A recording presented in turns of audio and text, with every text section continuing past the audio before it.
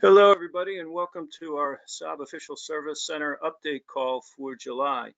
This is Tim Colbeck along with the Hedin Parts and Logistics team. We have all the latest news and programs for the upcoming month that we're going to share with you.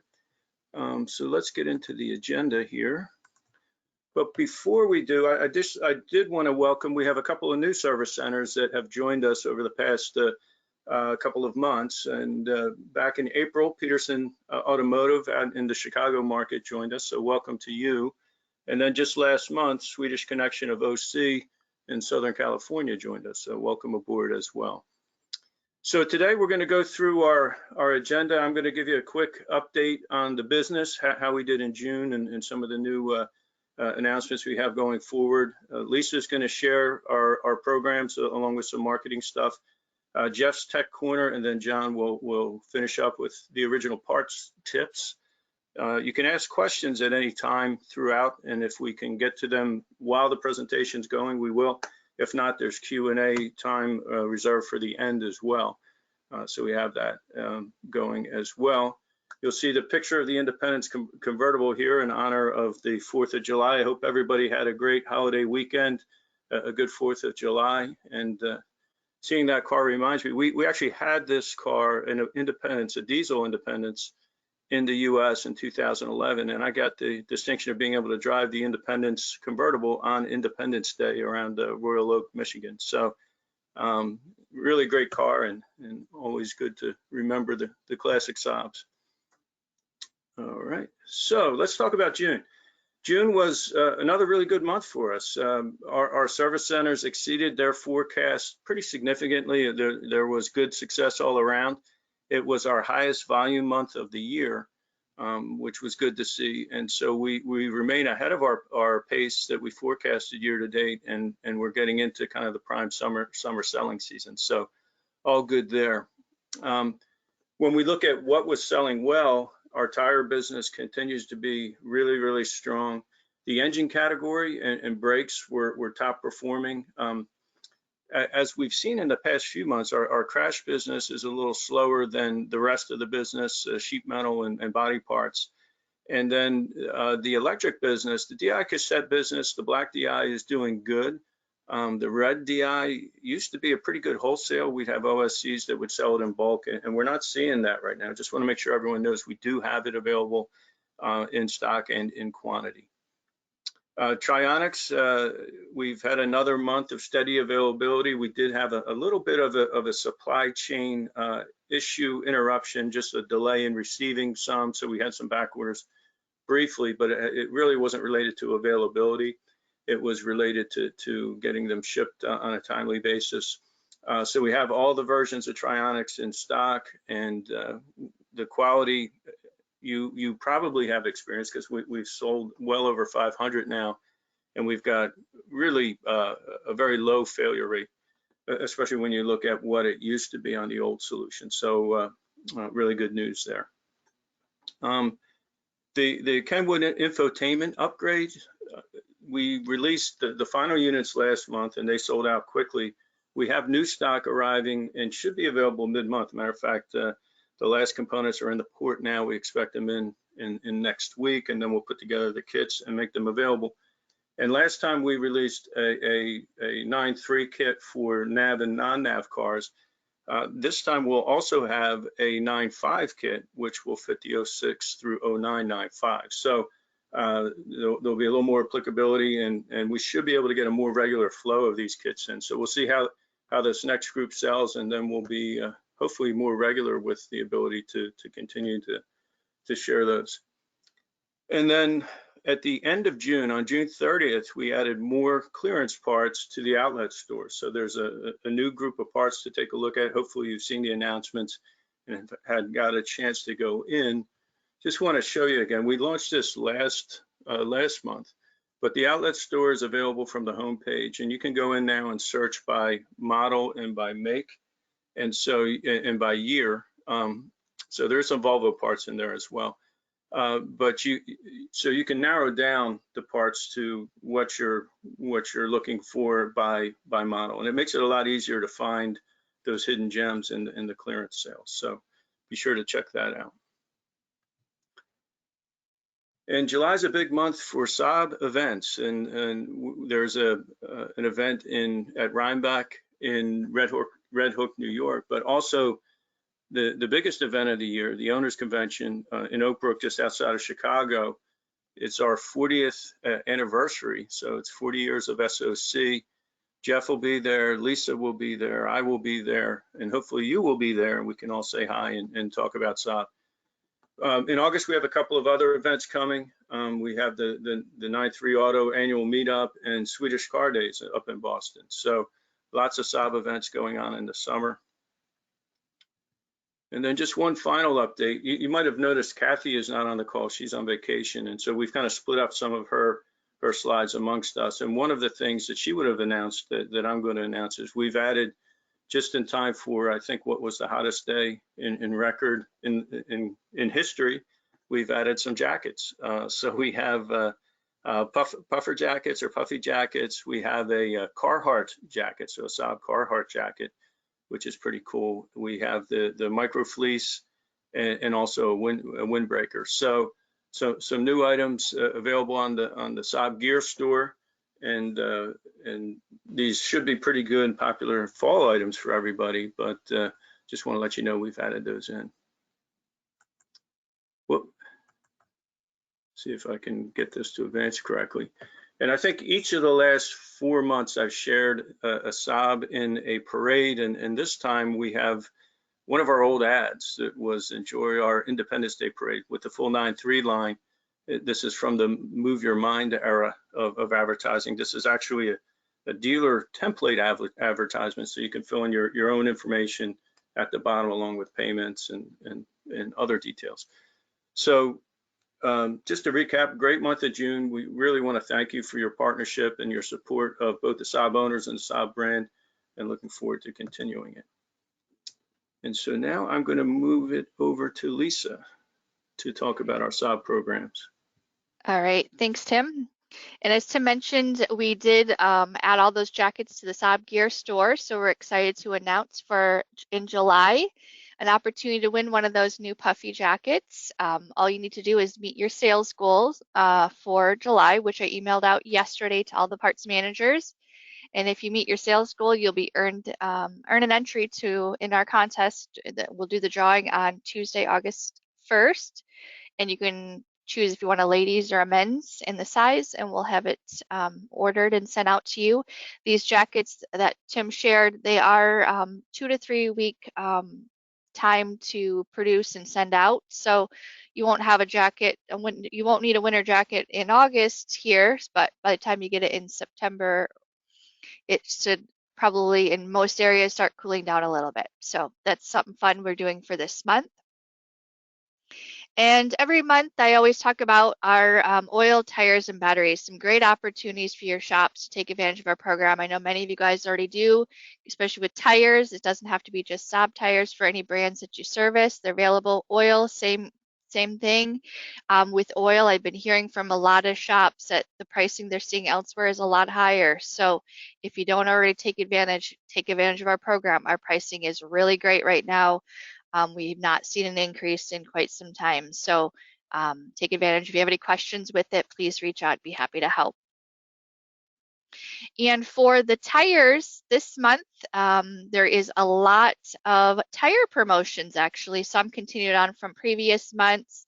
Others are new beginning of the month.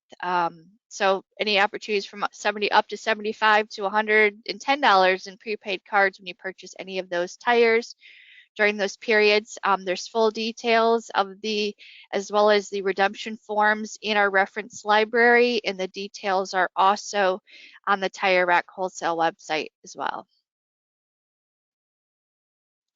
And as Kathy's not here today, she's kind of going through some things that she's added in our reference library under the marketing folder. Many new Saab images has been added, so if you want to make any updates to your websites, coupon pictures or emails, there's a lot of photos in there. If you don't see something in there, you want something different, reach out to Kathy or myself. We may have some other images for you as well, but there has been a bunch of new ones added for you guys to use. And every month we always talk about social media. We've been really trying to engage with our Saab customers online on Facebook and Instagram. So if you don't already follow us, Saab Original Parts North America on Facebook, and then in Instagram, Saab Parts NA. It says here 3,000 followers. I think we've gained an additional 61, I think, as of this morning, followers. We've really been trying to interact. We do a lot of things to um, push our customers back to your shops for parts, service, and recalls, as you see here on Instagram. We've been doing some Saab trivias on Saturday, and one of them was, what was the largest Saab recall, which we know is the Takata airbag recalls. So we put together a recall video that we posted to Instagram. It's also on saabparts.com as well. Just sharing with some of the potential recalls and listing out how the customers can go into your shops to get those recalls completed. So hopefully you're seeing some additional business from that as well. And just to kind of follow up on that with the Takata recalls, with the mailers that General Motors does to our Saab owners, they'll be doing a legacy mailing next week on the 12th. Emails will be next week as well, and other communications are ongoing.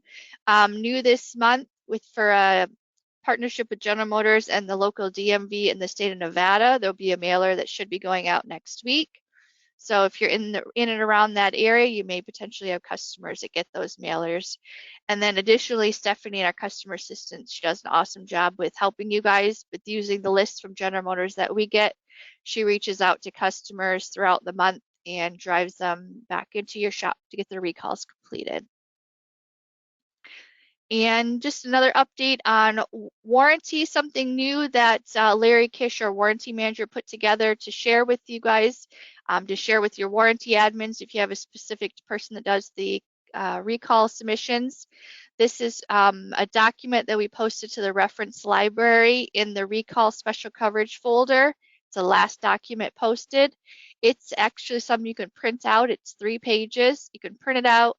It will list all of the recall numbers, the recall types, and all the coding for the recall to make it really easy when you go to submit the recall claims. So you know all the coding. You won't have to pull up each individual bulletin. You can still, but this document's out there.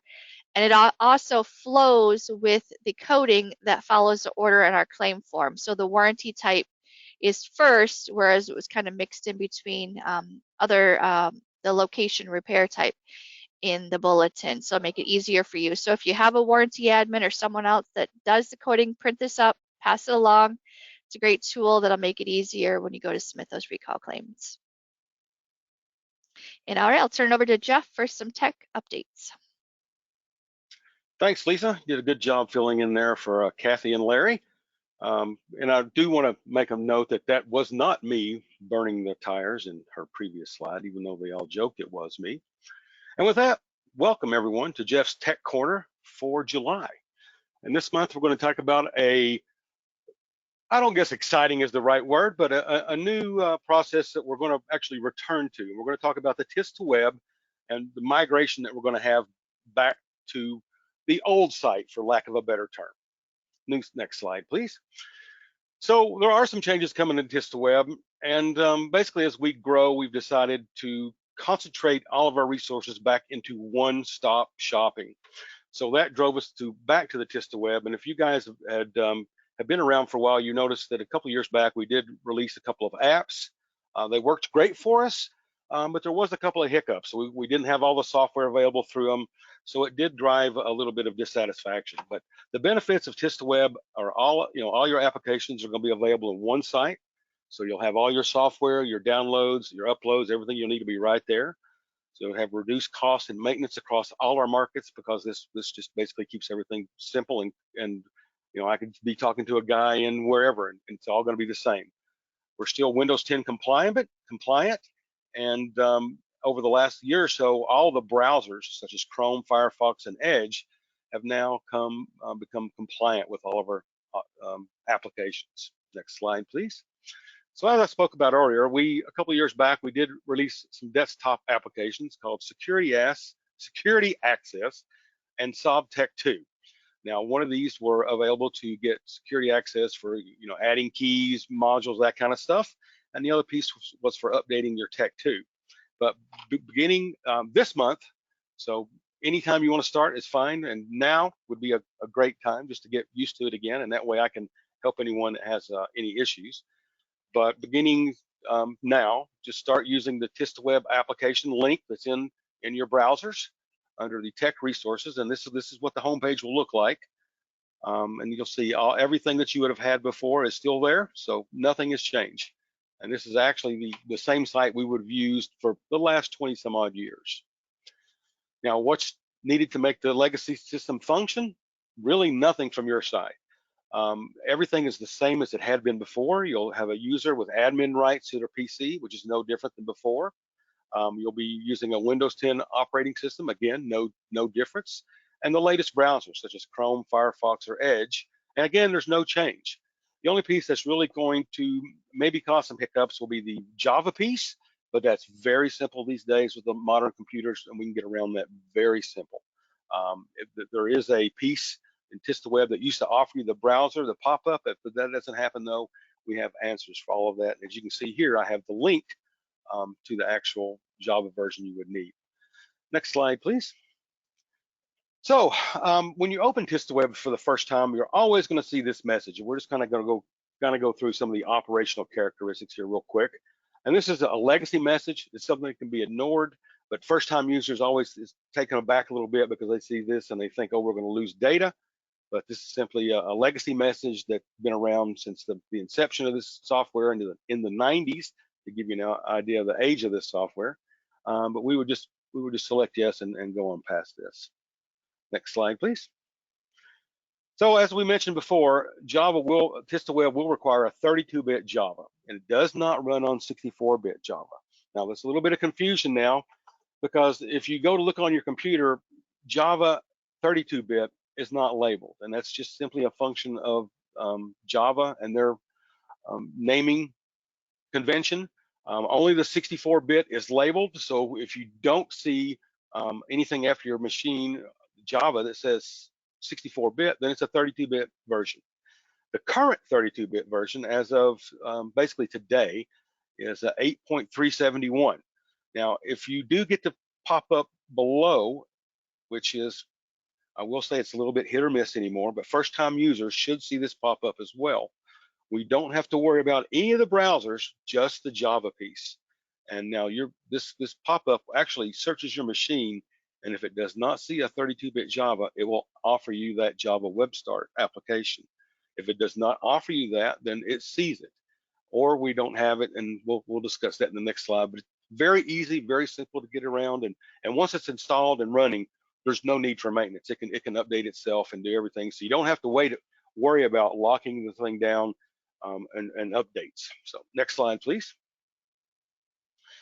So again, once you're on the home page, we'll select the process you need. You can see we've got software download, the service programming, calibration information, security access, snapshot, Tech2 view, tech line print, GDS2, and RPO code display. Now, we only use a few of these, but they are all available. Next slide, please. And you can see here, I actually talk about a little bit of each and what each application will do. Your software download is just for installing or updating your Tech2 software. Your service programming system is for doing your module for like on a 9.7x or a new Gen 9.5 or a 9.4. Calibration information is something that we don't use a lot of, but it's actually a very helpful tool. You can use, you enter the VIN in this particular box, and you can look at the calibrations that are available for your vehicle. But I will say most Saab calibrations, we don't really have many updates like GM does. So I can probably count the amount of calibrations updates out there on one hand easily. Then we have security access, which is our most common piece that we use, obviously for adding modules and keys. Snapshot, another piece we don't use much. Tech2 view, tech line print, not really used. RPO code display doesn't really work, unfortunately, with any of our vehicles because this is a GM-based system, and there will be some, but it will be few. The last piece, which is a piece that we'll just kind of gloss over here, but if you need help with this, we can do that separately. It's the Global Diagnostic System, which is the GDS2, and this is the software package for diagnosing the 2010, 11, 9.4, and 9.5. This is quite a substantial package. It will install I think, 4 different pieces of software. The GDS piece, an MDI manager, a data bus diagnostic tool. And actually, these are all very, very helpful for diagnosing a new 9.5. People tend to get a little bit of taken aback by it because it seems like there's so much in there, but it's really like a Tech 2, man. Get in there and poke around. You'll be surprised at the data you'll find and how much you can learn just doing that. All right, next slide, please. So that being said, we're going to talk about today's modern computers running the latest browsers such as Chrome, Mozilla, and Edge. All will process TIS applications much better than they did before, but their process is a little bit different from each browser, and we're going to talk about that as we go along in the next couple of slides. Next slide, please.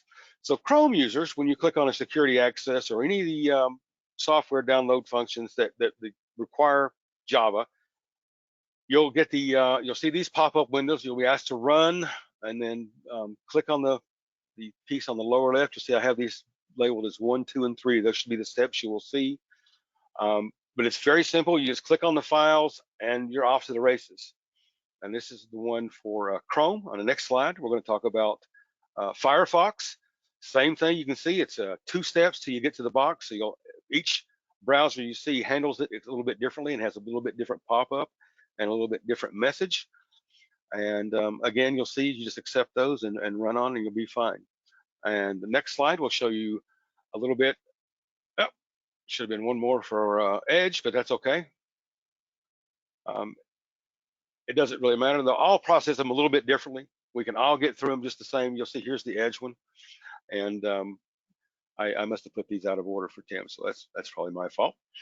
But you see, as I talk about, they're all a little bit different, but nothing that can't be figured out. Just remember that TistaWeb is a trusted site, so don't be alarmed when it's asking about files. So all users at some point will see a Java pop-up briefly appear. This first window may be too quick to see. I mean, it is if you blink, you'll miss it. The second series of windows you'll see will be the pop-up on the bottom. Depending upon the application, you may have 1 or 2 of these pop-up windows. And as you can see, we are now managed by Stellantis, which is that's who manages the TistaWeb system now, since Opel was sold a few years back. So anyway, next slide here. So some of our users, our notes we're going to talk about here is all the applications are the same as previous versions that your technicians may or may not have used since the early 2000s, actually late 90s. So tools and adapters that you had previously will still work, as none of the processes have changed. We still recommend the TripLite Keyspan USA 19HS adapter. That's the same adapter that that General Motors recommended in the past. It's been the same one I've had for 10 plus years, and it's a very good tool. The one thing it is about it, and catches guys out a lot, especially as we transition to new computers, is there is a software piece for that has to be running. Now, there are occasions where sometimes your computer will load the driver and it may or may not function, but it really needs the actual Keyspan software to make that running properly. So if you ever get to an issue and you just can't connect, that's it. But as always, I'm here and available.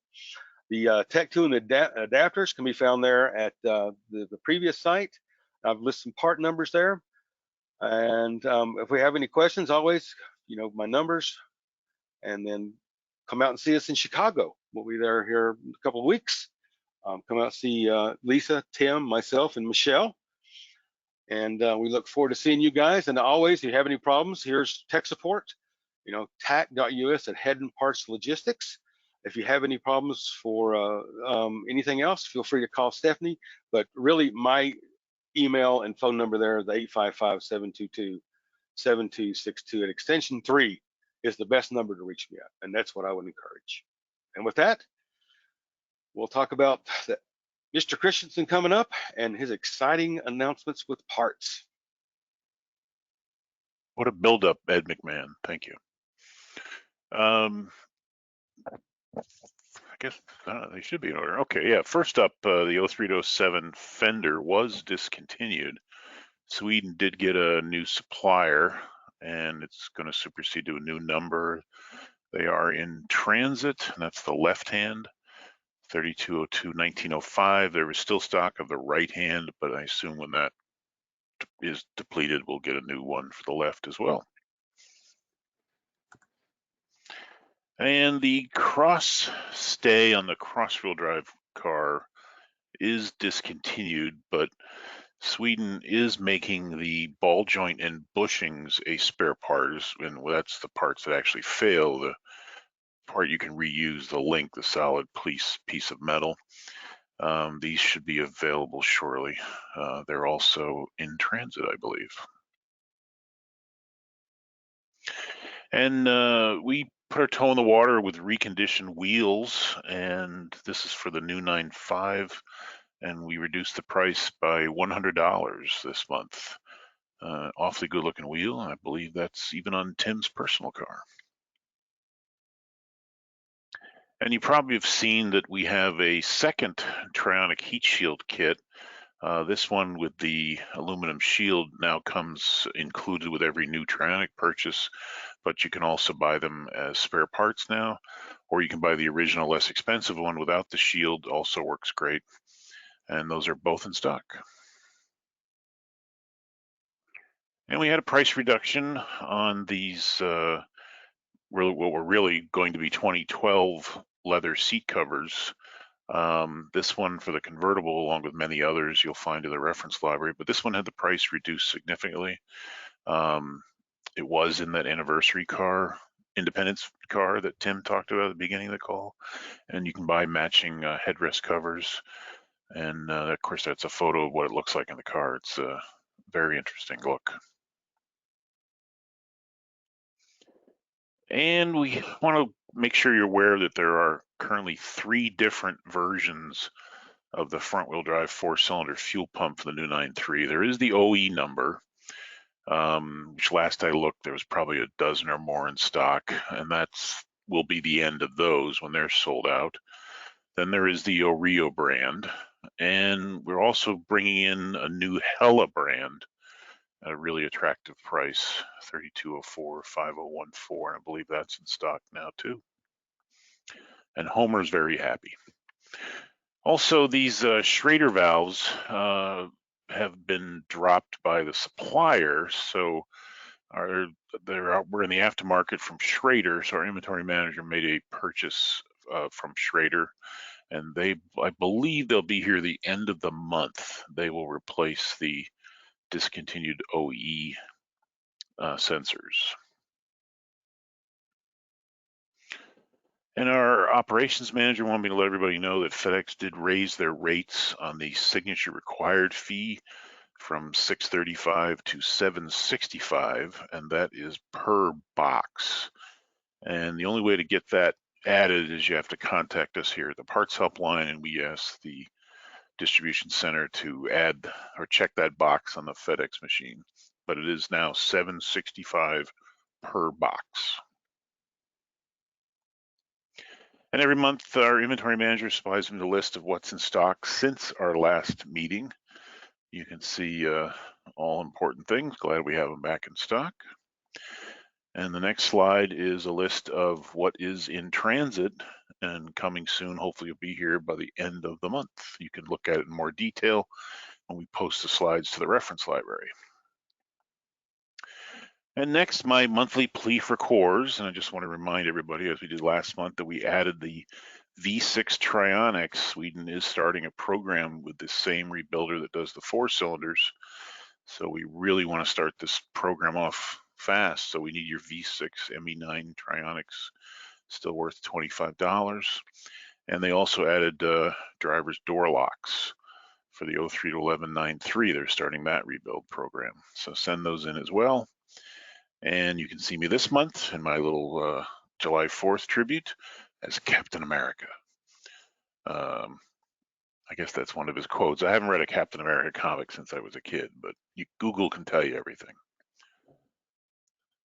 And every month I like to find an odd picture. Actually, I kind of like this version of the Saab with a pickup truck. We were talking yesterday, and it kind of reminded me of that Australian Holden. I guess Jeff said they called it a ute for utility, but it doesn't look too bad. And then every month I like to pick somewhat of inspiration, and this month I chose actress Katharine Hepburn. And I just love some of the quotes, and I'm a big fan of Turner Classic Movies and a lot of her films, and I encourage you, if you're not, to check out when something is airing. I love her thing, death would be a great relief, no more interviews. And a little trivia in the bottom right is a picture of her family home that she lived in most of her life near Old Saybrook, Connecticut. And I grew up a couple towns over, and I was talking to my mother about my choice this month for interesting person, and she said, "Oh, well, when I was a real estate agent in Old Saybrook, I was in the grocery store one night looking at beef, and standing next to her and her assistant was by this time Katharine Hepburn in her 90s, and looked at a steak and said, 'Oh, that looks tasty.'" So that was my mother's brush with greatness. Anyway, thank you. Hope you have a great July. All right, thanks, John. Great story. So we have time for questions now. We don't have any that have been submitted yet. I will confess to Jeff and John that it was completely operator error on those slide movements. A tricky mouse here. I do see a question coming up here. Oh, okay. For some reason, it's super small. All right, so availability of subframes.